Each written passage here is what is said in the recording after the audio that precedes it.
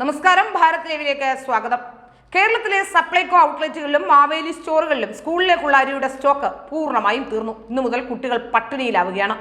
ഇന്നോ നാളെയോ അരി കിട്ടിയില്ലെങ്കിൽ മിക്ക സ്കൂളുകളിലും തിങ്കളാഴ്ച മുതൽ ഉച്ചഭക്ഷണം മുടങ്ങും. സിവിൽ സപ്ലൈസിന് വിദ്യാഭ്യാസ വകുപ്പ് കൊടുക്കാനുള്ള തുക കുടിശ്ശികയായതിനാലാണ് എന്ന് അരി കിട്ടുമെന്ന് ഉറപ്പാക്കാൻ സപ്ലൈകോ അധികൃതർക്കും കഴിയാത്തത്. 2016 നിരക്കനുസരിച്ചാണ് ഇപ്പോഴും പാചക ചെലവ് അനുവദിക്കുന്നത്. മുട്ടയ്ക്കും പാലിനും പ്രത്യേക തുകയുമില്ല. കിട്ടുന്നത് തീരെ തികയാത്തതിനാൽ കടക്കണിയിലായ പ്രധാനാധ്യാപകർ പുതിയ പ്രതിസന്ധിയിലുമാവുകയാണ്. ജനുവരിയിലെ തുകയാണ് വിദ്യാലയങ്ങൾക്ക് കിട്ടാനുള്ളത്. പ്രധാനാധ്യാപക സംഘടനകൾ ഹൈക്കോടതിയെ സമീപിച്ചതിനാലാണ് തുക ഇപ്പോൾ 2 മാസം കൂടുമ്പോഴെങ്കിലും ലഭിച്ചുകൊണ്ടിരിക്കുന്നത്.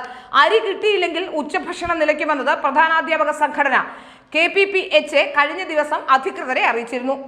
FCI ഓഫീസിൽ ബന്ധപ്പെട്ടപ്പോൾ അവരുടെ ഹെഡ് ഓഫീസിലെ നിർദ്ദേശത്തിന് കാത്തിരിക്കുകയാണ് എന്നാണ് അറിയിച്ചത്. പ്രതിസന്ധി പരിഹരിക്കും വരെ ഉച്ചഭക്ഷണം മുടങ്ങാതിരിക്കാൻ പ്രധാനാധ്യാപകർ പൊതുവിപണിയിൽ നിന്ന് അരി വാങ്ങിയാൽ ചെലവ് തുക അനുവദിക്കണമെങ്കിൽ ധനവകുപ്പ് പ്രത്യേക ഉത്തരവിറക്കുകയും വേണം. പാചക തൊഴിലാളികൾക്കും ശമ്പളം യഥാസമയം നൽകുന്നുമില്ല. ജനുവരിയിലേത് ഇതുവരെ കിട്ടിയിട്ടില്ല. ഇന്നലെ വൈകുന്നേരത്തോടെ ഏതെങ്കിലും സ്കൂളിൽ അരിയില്ലെങ്കിൽ ഇന്ത്യൻ പ്രകാരം അരി ലഭിച്ച സ്കൂളുകളിൽ നിന്ന് 5 ദിവസത്തേക്കുള്ള അരി കൈമാറാമെന്ന നിർദ്ദേശവും ഇപ്പോഴുണ്ട്. കൊടുക്കൽ വാങ്ങൽ വിവരം സ്കൂളുകൾ ഉപജില്ലാ വിദ്യാഭ്യാസ ഓഫീസിൽ അറിയിക്കുകയും വേണം. അതിനിടെ സംസ്ഥാനത്ത് സപ്ലൈകോ വഴി വിതരണം ചെയ്യുന്ന സബ്സിഡി സാധനങ്ങളുടെ വിലയും വർദ്ധിപ്പിക്കുകയാണ്. സബ്സിഡി സാധനങ്ങളുടെ വില കൂട്ടാനുള്ള തീരുമാനത്തിന് മന്ത്രിസഭായോഗം അംഗീകാരം നൽകി. 13 ഇനം സാധനങ്ങൾക്ക് നൽകി വരുന്ന 55% സബ്സിഡി 35% കുറച്ചു. നിലവിൽ സർക്കാരും സപ്ലൈകോയും നേരിടുന്ന സാമ്പത്തിക പ്രതിസന്ധിയാണ് ഈ തീരുമാനത്തിലേക്ക് എത്തിച്ചത്. ചെറുപയർ, ഉഴുന്ന്, കടല, വൻപയർ, തൂരപ്പരിപ്പ്, മുളക്, മല്ലി, പഞ്ചസാര, വെളിച്ചെണ്ണ, ജയ അരി, കുറുവാരി, മട്ടയരി, പച്ചരി എന്നിവയ്ക്ക് വില കൂടും. വൻപയറിന് 7 രൂപ കൂടും. ചെറുപയറിന് 10 രൂപയും ഉഴുന്നിന് 26 രൂപയും കറുത്ത കടലയ്ക്ക് 5 രൂപയും തൂരപ്പരിപ്പിന് 47 രൂപയും കൂടും. 65 രൂപയാണ് നിലവിൽ തൂരപ്പരിപ്പിന് ഇപ്പോഴത്തെ വില. ഇതോടെ സപ്ലൈകോയിൽ തൂരപ്പരിപ്പിന്റെ വില ഏകദേശം 112 രൂപയാകും.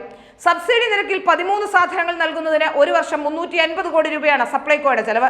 നിലവിൽ 1000 കോടി രൂപയിലേറെ വിതരണക്കാർക്ക് കുടിശ്ശികയുമുണ്ട്.